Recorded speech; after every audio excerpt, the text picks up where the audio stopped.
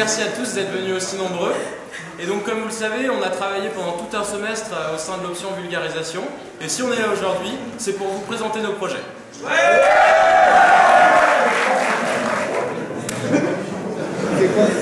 Salut, moi c'est Daisy. Salut, moi c'est Léa. Salut, moi c'est Quentin. On est jeunes et dynamiques. Et on adore la physique. Et on a eu une idée formidable, c'est d'expliquer la physique avec du scotch. Fallait bien commencer par quelque chose. On a choisi l'effet photoélectrique. Et on a 10 bonnes raisons d'avoir choisi ça.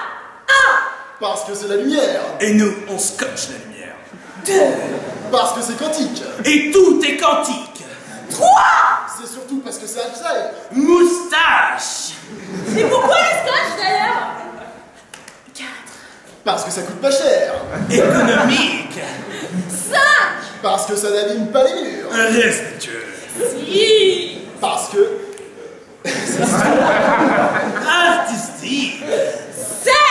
Parce qu'en plus, c'est ludique. Et on est tous de grands enfants. Oui. Parce qu'en plus, c'est du jamais vu. Original. 9. Parce que c'est du street art. Trop de swag. Et 10.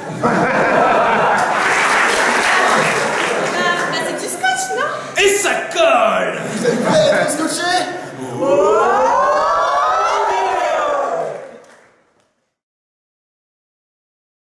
That's right, hit the road, Jack.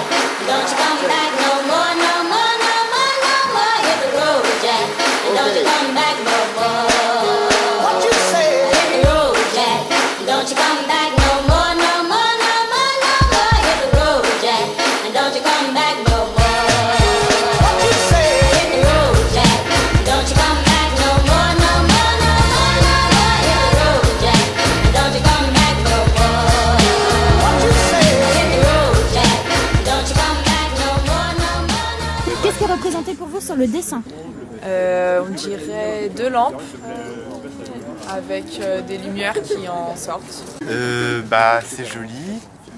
Et puis, par contre, je comprends pas très bien ce que ça représente. Oula, alors on dirait qu'il y a des histoires d'ondes, il y a des plus rapides ou des plus petites, des plus grandes, il y a une différence. Ça doit changer quelque chose vu le point d'interrogation. Il y a des trucs, je suppose que c'est des ondes. Il y a un mystère aussi parce qu'il y a un point d'interrogation. Je sais pas, à part un ressort, moi je vois pas trop à quoi ça pourrait ressembler. Un bonhomme avec un chapeau. Alors, qu'est-ce qu'on a représenté? Je vais vous l'expliquer. On a 2 lampes qui éclairent une plaque de métal. Et de ces lampes, on a fait partir des petites vagues. Pourquoi? Eh bien parce que la lumière, toute la lumière du soleil, la lumière des lampes que vous avez chez vous, toute la lumière qui vous entoure, ce sont des ondes.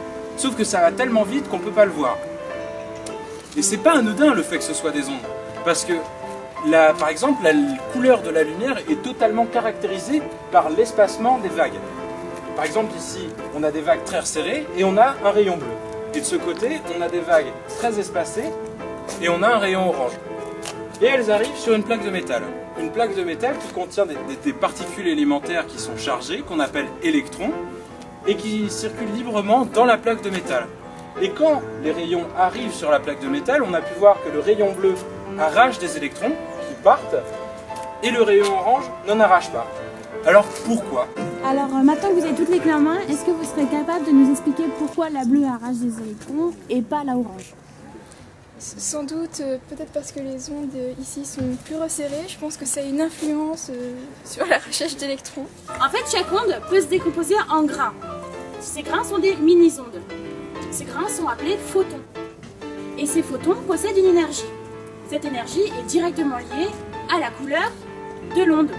Donc ici, comme l'onde est bleue et que l'espacement entre les vagues est petit, le photon a une forte énergie. Ici, comme la couleur de l'onde de la lumière est orange, l'espacement entre les vagues est grand, le photon a une faible énergie. Quand le photon arrive sur le métal, ici, comme il a une grande énergie, il peut arracher l'électron. Alors qu'ici, quand il arrive sur le métal, comme il a une faible énergie, l'électron ne peut pas être arraché. Alors, ce phénomène qu'on vous a présenté, ça s'appelle l'effet photoélectrique. Alors cet effet a été expliqué par quelqu'un de très célèbre, un physicien très connu, c'est Albert Einstein.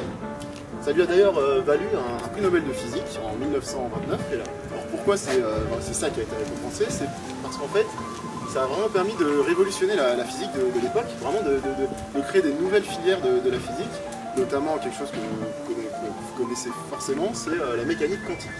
Donc, la mécanique quantique, c'est quelque chose qui a vraiment révolutionné notre vie de tous les jours. Par exemple, si je regarde là, vous avez forcément un téléphone dans votre poche, ça marche avec ça, c'est grâce à la mécanique quantique.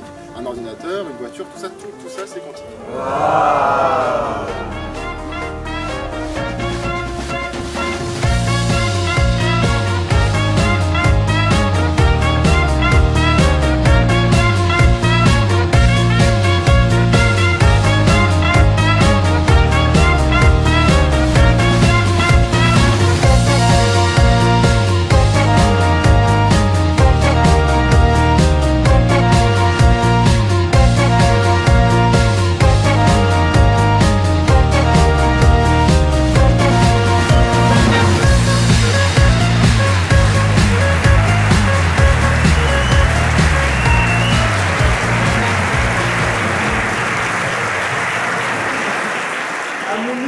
De magie.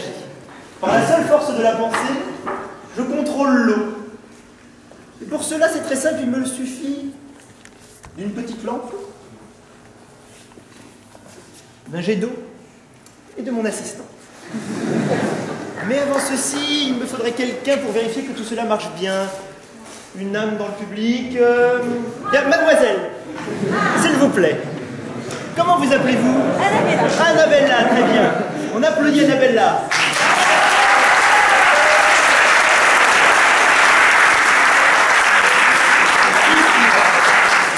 Dites-moi Annabella, est-ce que ce robinet semble fonctionner parfaitement?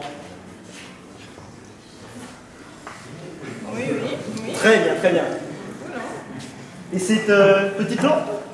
Oui, elle fonctionne parfaitement bien. Magnifique. Alors s'il vous plaît, grimpez ici.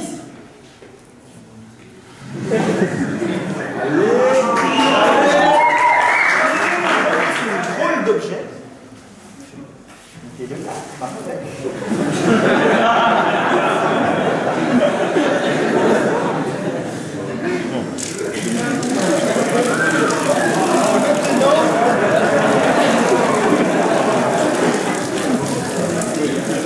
Éteignez, s'il vous plaît.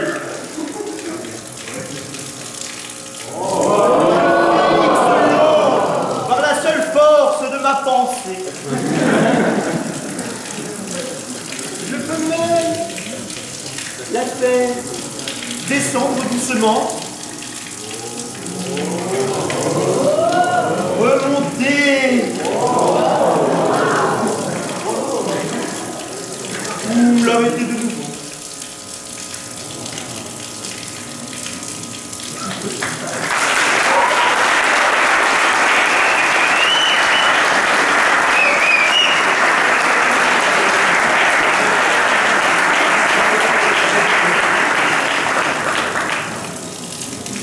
Magique, n'est-ce pas?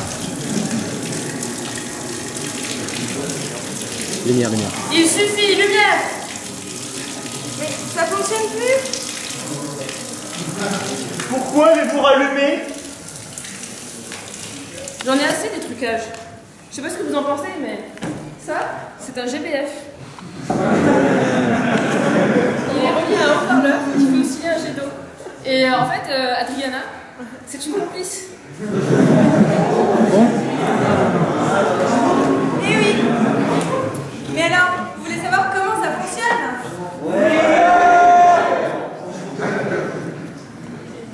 Bon, bien admettons, si la magie ne vous satisfait pas, passons à la physique, c'est tout aussi bien. Alors en fait, c'est très simple. Nous utilisons une lampe un peu spéciale qui se trouve être un stroboscope, c'est-à-dire qu'elle envoie des flashs lumineux régulièrement espacés dans le temps, et comme nous faisons osciller le jet avec le haut-parleur, il va retenir que quelques positions particulières. Par exemple, sur l'animation, nous représentons le jet par quelques bits. Et si la lumière naturelle s'estompe tout doucement, nous nous apercevons qu'il n'y a plus qu'une espèce de forme en S qui apparaît, et Comme le mouvement est très rapide, on ne voit plus que ça à l'œil nu. C'est ce qu'on appelle l'effet stroboscopique. Et on peut même s'amuser un petit peu en ajustant les deux fréquences, à ce que le jet remonte tout doucement ou redescende tout doucement. Voilà. Et mais alors vous pouvez voir aussi ce phénomène dans d'autres situations. Par exemple, dans des vidéos, vous n'avez peut-être pas remarqué, mais les pales de l'hélicoptère vont tourner bizarrement. Et c'est pareil, c'est parce que la caméra, comme le stroboscope, ne va repérer que certaines images du mouvement. Et donc voilà, on va ça expliquer. Voilà. Donc pour cette prestation, nous avons fait intervenir notre magicien, Pierre.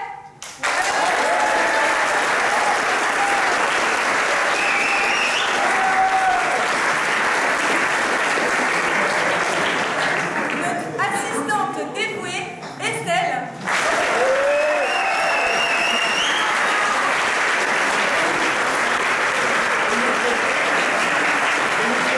Volontaire désigné d'office, Julia.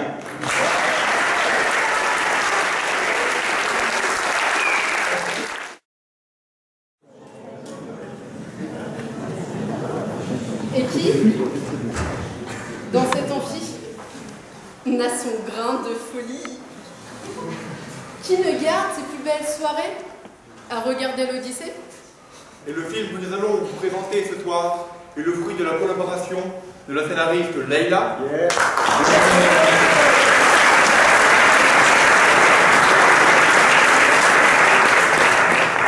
Du producteur tout droit venu d'Hollywood, Baptiste.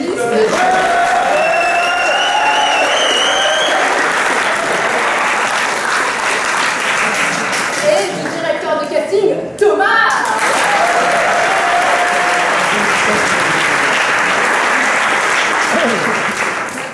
Yeah, indeed. I come from LA, but today I will try to speak French.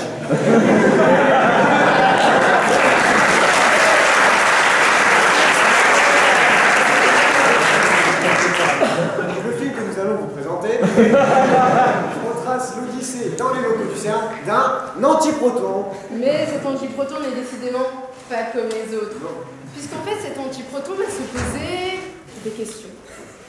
Il va se demander où sont passés ses amis, où est passée sa famille.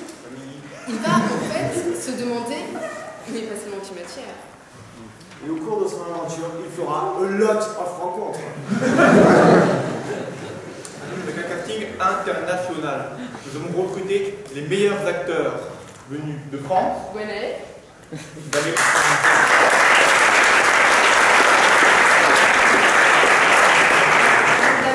Martin,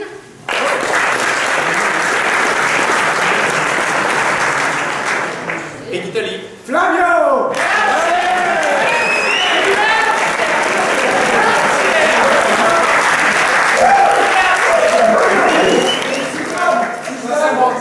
Sit down!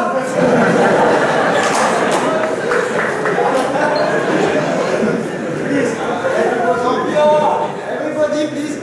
So, ladies and gentlemen, tonight, only for you, in avant-première, l'Odyssée d'un antiproton!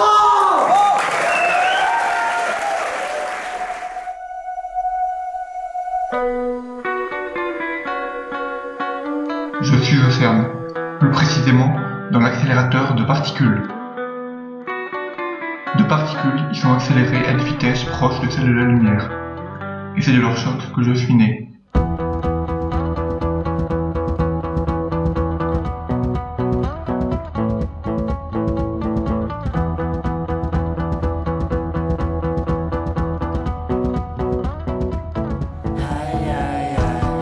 Ah, en fait, je ne me suis pas présenté. Je suis un antiproton. Seul, je partis à la recherche de ma famille, l'antimatière. Avant de disparaître, je viens raconter mon histoire. L'histoire d'un antiproton. Qui va là? Quelle bonne surprise. Eh mes protons, venez voir, sortez donc. Ouais, patron. Regardez donc ça. Une particule d'antimatière. Oh. Vous approchez pas trop près, mes protons.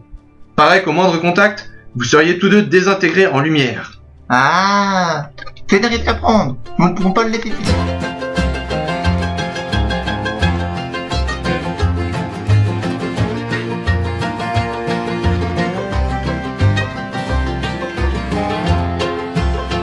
In constant sorrow through his day, I am the man of constant sorrow. I've seen trouble all my day. I bid farewell.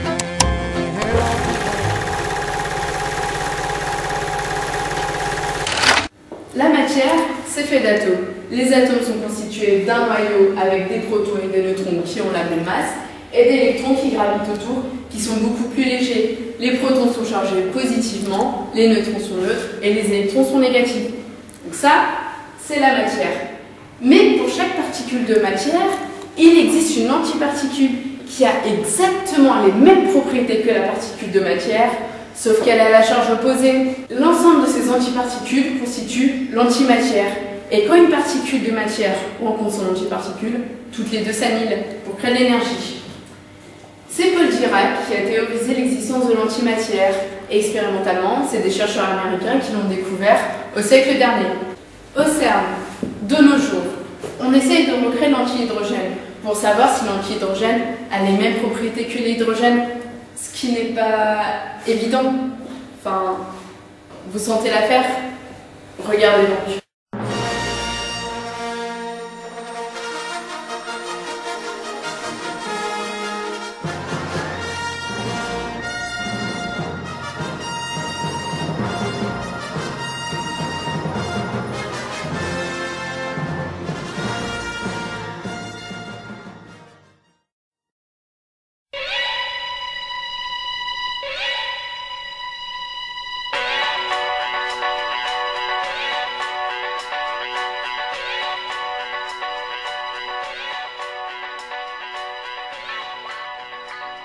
Où est passée ma famille, l'antimatière?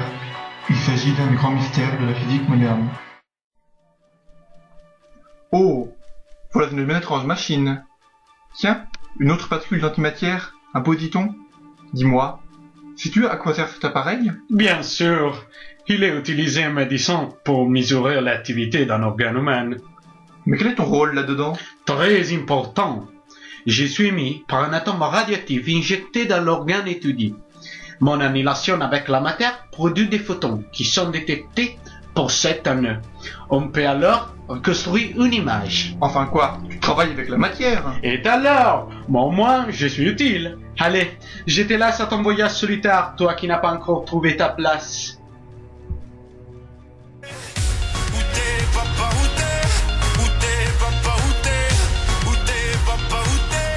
Eh, c'est quoi ce bruit? C'est la fête? Oh, comme elle me ressemble. Nous sommes parfaitement identiques. Seules nos charges sont opposées. Oh, et mon cœur ne bat que pour elle. Non, ne me touche pas.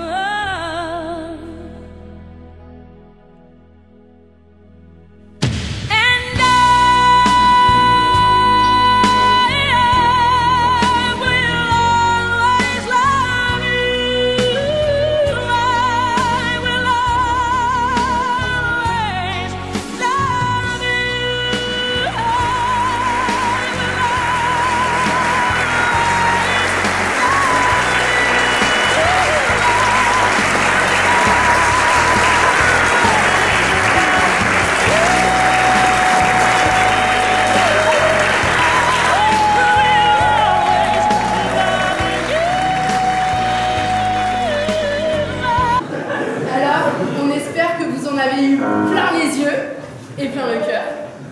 Mais ceci n'est qu'une version courte, et il y a une version longue, avec des scènes bonus, comme la rencontre avec le boson de Higgs. Disponible sur le site. Thank you very much.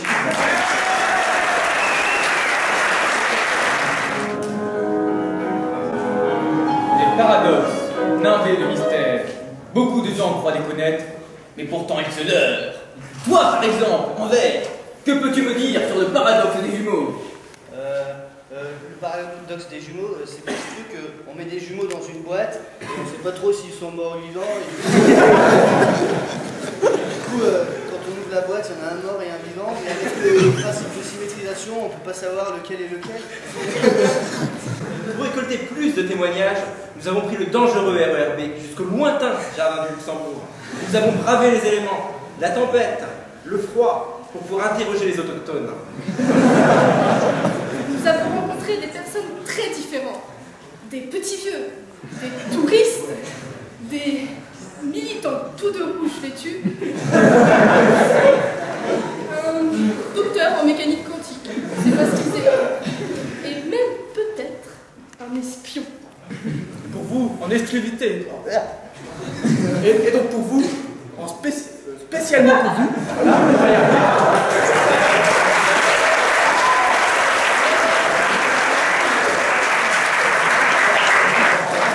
Informations que nous avons recueillies au péril de nos vies. Qu'est-ce que ça vous évoque, le paradoxe des jumeaux? Les jumeaux. Des jumeaux, est-ce que ça vous évoque Des quelque jumeaux. chose? Mais tout ce qui peut être phénomène assez un peu obscur à propos de la gémelléité, des relations entre des interconnexions, des choses comme ça. Pas grand-chose. Pas grand-chose?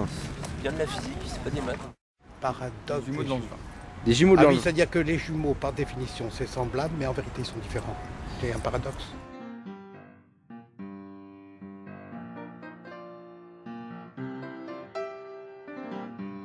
Alors voici nos deux jumeaux.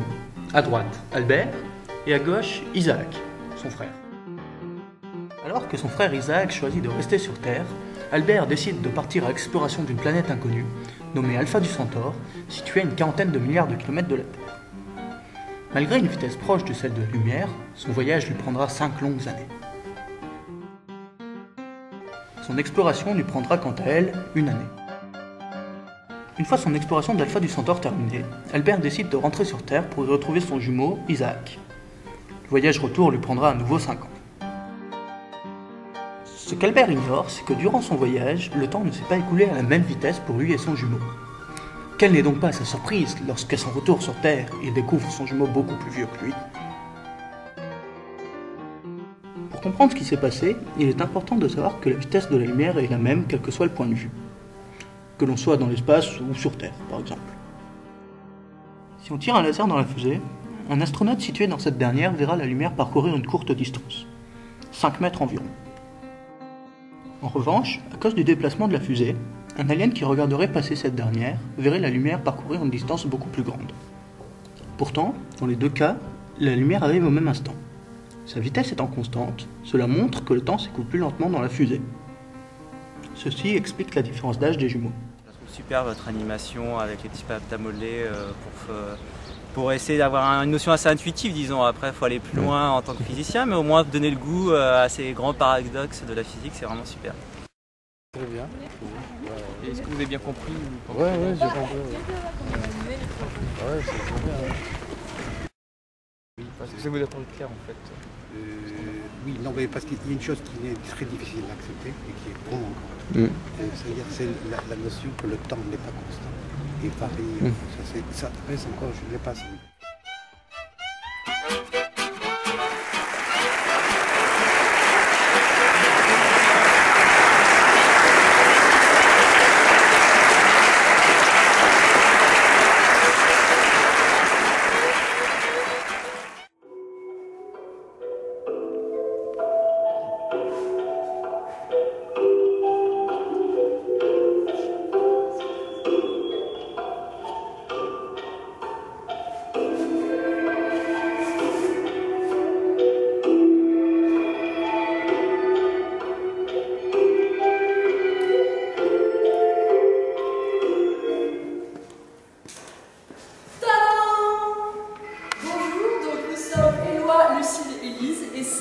C'est le décor dans lequel nous avons tourné 2 mois du stop motion avec des Lego. Et nous avons construit nous-mêmes ce décor. Notre but a été de construire un projet de vulgarisation qui s'adresse à des enfants entre 8 et 10 ans et qui parle du magnétisme. Alors le magnétisme, pourquoi? Parce que ça a des phénomènes extraordinaires comme par exemple les ferrofluides, la supraconductivité. On a même fabriqué de la pâte à modeler magnétique. En plus, c'est des phénomènes super compliqués à expliquer avec des histoires de spin, de champs et plein de trucs très bizarres. Alors ça, c'était le premier gros challenge, donc d'expliquer des notions difficiles à des enfants. Et le deuxième, c'est de leur donner envie de regarder notre vidéo, parce qu'un enfant de 8 ans, typiquement, regarder de la science spontanément, c'est pas ce qui lui vient en premier à l'esprit. Donc pour ça, on a utilisé des Lego, déjà parce qu'on est des gros fans de Lego et c'est trop bien les Lego, mais aussi parce que c'est enfantin et du coup les enfants aussi, ils adorent les Lego, peut-être pas autant que nous, mais un peu. Et donc, ça leur donne envie de regarder la vidéo, qu'on va vous montrer tout de suite.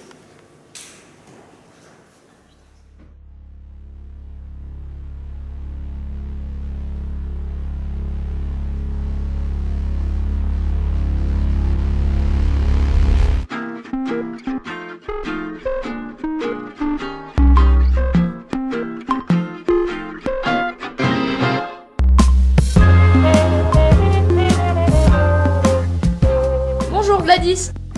Bonjour madame. On va passer une bonne journée aujourd'hui. Bien sûr madame. Alors... Ouvre la bouteille Gladys. Oui madame. Super.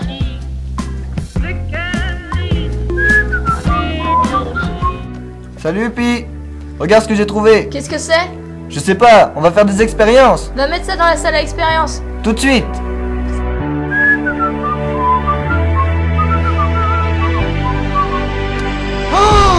Qu'est-ce qui se passe? J'ai l'impression que la chose mange l'aimant! Sors! Jean-Claude, je ne sais vraiment pas ce que c'est. Gladys, veux-tu tester de rapprocher des aimants? Bien sûr madame.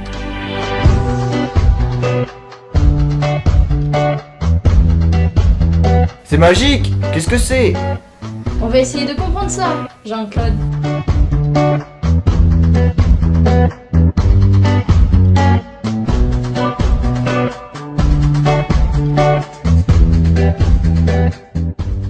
Bonjour madame la directrice. Bonjour Jean-Claude. Mais qu'est-ce qui se passe? Gladys, c'est parler! Bien sûr madame.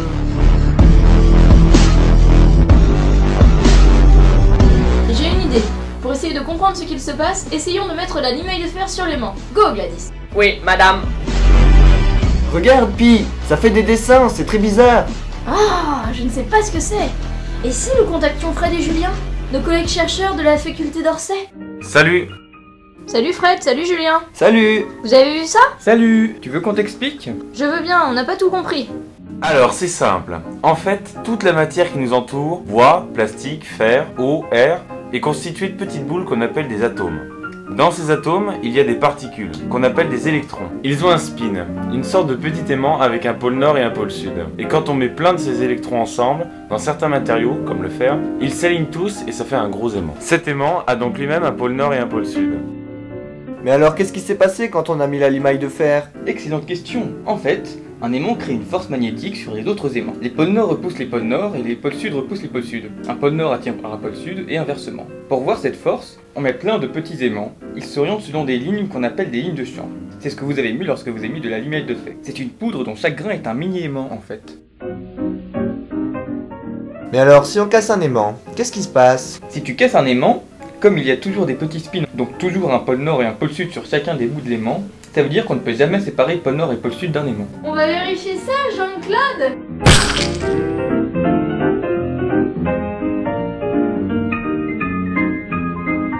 Oui, ça marche. Tu vois, je te l'avais dit. Et vous savez, on peut faire plein d'autres choses avec le magnétisme. Par exemple, vous connaissez les ferrofluides, la supraconductivité? Avec votre limaille de fer, vous pouvez même construire un pont. Merci les gars. On va vérifier ça, Jean-Claude. C'est parti. Go Gladys. Oui madame.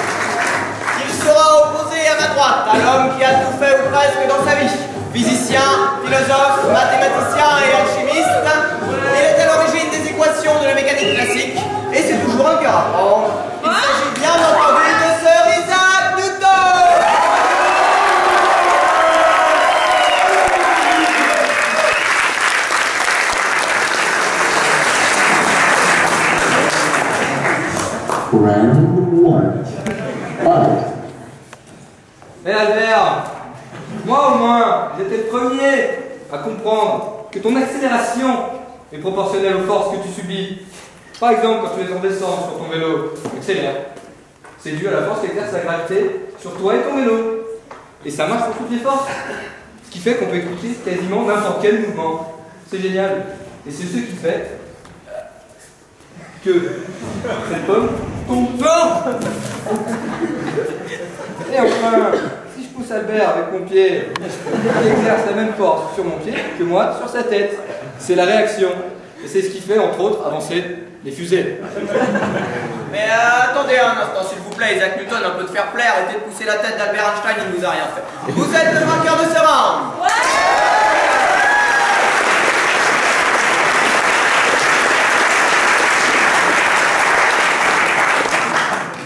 Round 2. Très bien, Isaac, c'est moi qui vais te mettre une bonne droite maintenant. Laser et chronomètre, s'il vous plaît. Tout de suite. Monsieur l'arbitre, ne bougez plus. Isaac, je vais te montrer que ta théorie est limitée. Toi, tu es resté petit dans ta tête. Lorsque tu joues avec ta petite voiture, que tu cours partout dans la pièce avec, on peut dire qu'elle se déplace plus vite, puisque sa vitesse est augmentée dans la tienne. Mais moi, j'ai trouvé qu'il avait un objet à part. La lumière. Sa vitesse, à elle, est toujours la même. Je te montre. Monsieur l'arbitre, pouvez-vous mesurer la vitesse de la lumière, s'il vous plaît? Bien sûr. Oui, quand même. La vitesse de la lumière est de 300 000 km par seconde. Et maintenant, si je cours...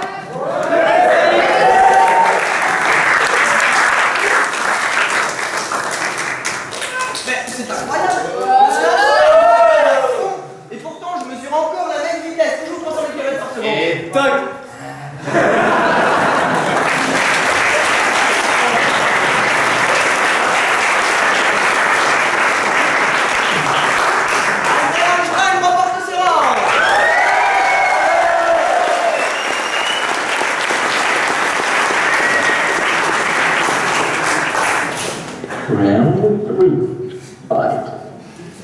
Par contre, Albert, j'ai une petite question.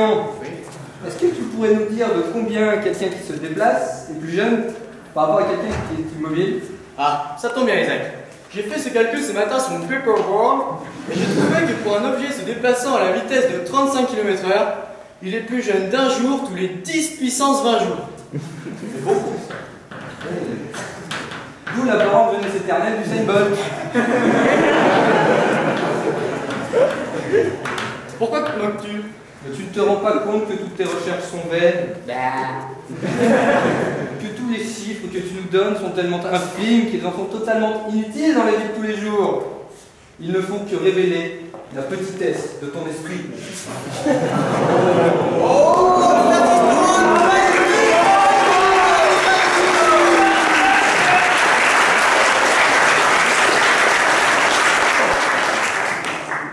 Round 4. 5. Tu m'as fait mal, Gaulle. Pleutre. Puisque tu insistes, je vais te montrer que mes recherches ne sont pas inutiles. Mais c'est impossible. Si, justement. J'ai construit un GPS qui ne prend pas en compte ma théorie. Voyons où sont les utilisateurs de mon invention.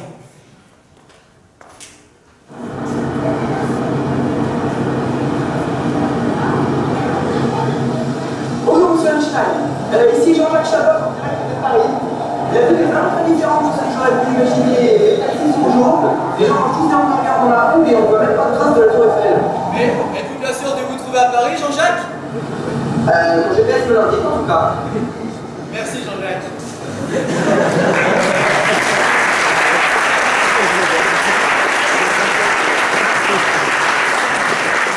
J'ai aussi donné mon GPS non relativiste à Tony Jeunet, qui est à cette heure-ci à Dakar, au Sénégal. Tony? Votre GPS indique que je suis au Sénégal.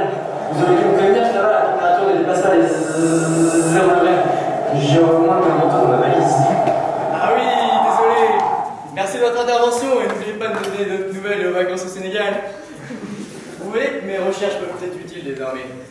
Les GPS ont besoin de mesurer très précisément le temps qui passe pour mesurer les distances sur Terre. Cependant, vu la vitesse des satellites en orbite, cette mesure est faussée si on ne prend pas en compte la relativité.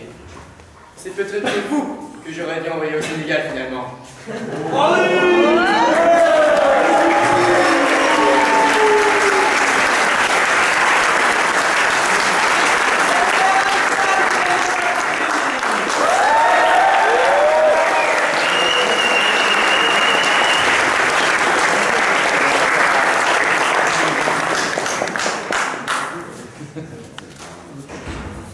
À l'issue de ce combat, il est si difficile de délibérer que je crois que nous allons vous demander votre avis, cher public. Alors